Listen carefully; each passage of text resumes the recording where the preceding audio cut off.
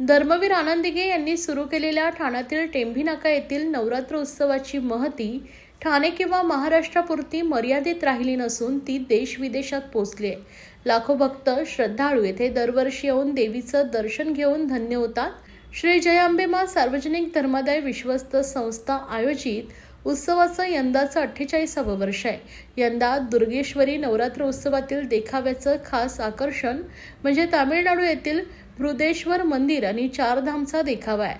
अर्थात उत्तर भारत व दक्षिण भारत यांचा समन्वय साधणारा भव्य हा देखावा असल्याची माहिती आज पत्रकार परिषदेत उपमुख्यमंत्री व शिवसेनेचे मुख्य नेते एकनाथ शिंदे यांनी दिले. वर्षीप्रमाणे टेंभी नाक्याला धर्मवीर आनंद दिघे साहेबांनी सुरू केलेल्या नवरात्रोत्सवाची जोरदार तयारी सुरू आहे आणि याही वर्षी नवरात्रोत्सव मोठ्या भक्तिभावाने, श्रद्धेने आणि जल्लोषामध्ये, उत्साहामध्ये साजरा होणार आहे आणि त्याची ही सर्व पूर्वतयारी या ठिकाणी सुरू आहे.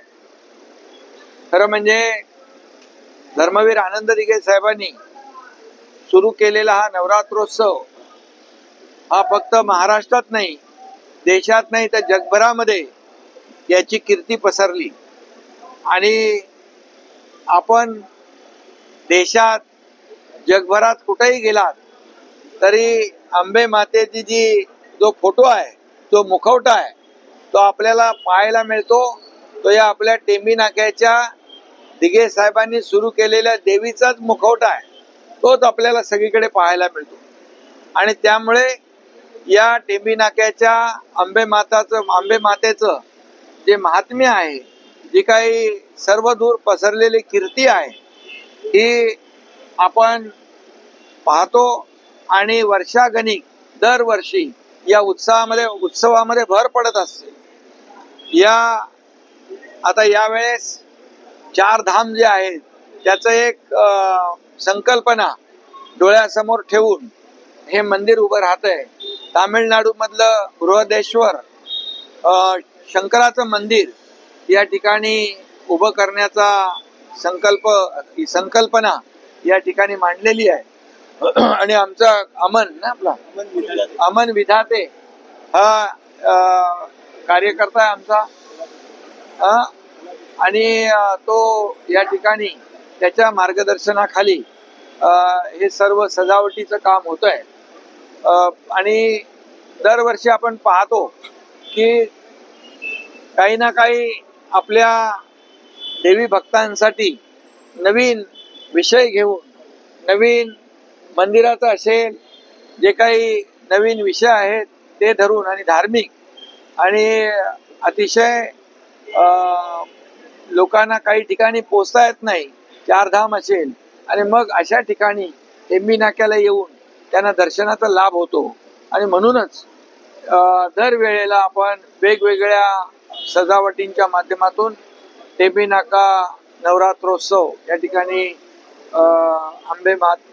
अंबे मातेची भक्तिभावाने सेवा करताना आपण पाहतो. खरं म्हणजे हा उत्सव दिघे साहेबांनी 1978 साली सुरू केला आणि त्याचं महात्म्य दरवर्षी वाढत गेलं आणि अनेक लोक इथं नवस फेडण्यासाठी येतात.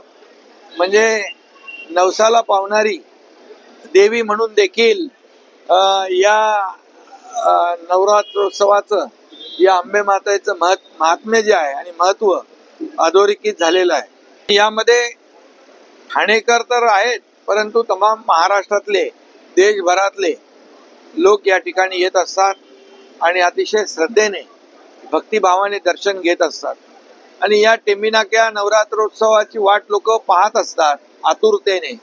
आणि त्याचबरोबर या नवरात्रोत्सवाचं वैशिष्ट्य जे आहे की जी आगमनाची मिरवणूक आहे, त्या आगमनाच्या मिरवणुकीत देखील जे दिघे साहेबांनी सुरुवातीपासून जे सर्व त्यामध्ये वाद्य असतील, सर्व जे काही आपण पाहतो या मिरवणुकीची शोभा वाढवायला अगदी आदिवासी पाड्यातून देखील ग्रामीण भागातून देखील लोक येत असतात आणि त्यांचं वाद्य वाजवत असतात, नृत्य करत असतात आणि त्यामुळे दरवर्षी न चुकता या मिरवणुकीमध्ये सामील होत असतात. मिरवणूक बघण्यासारखी असते.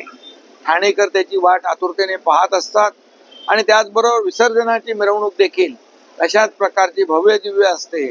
आणि हे सर्व जे काय देवीचं वैशिष्ट्य जे आहे, महात्म्य जे आहे, हे सर्वदूर पोचलेलं आहे. अनेक लोक इथं देवीची सेवा करून या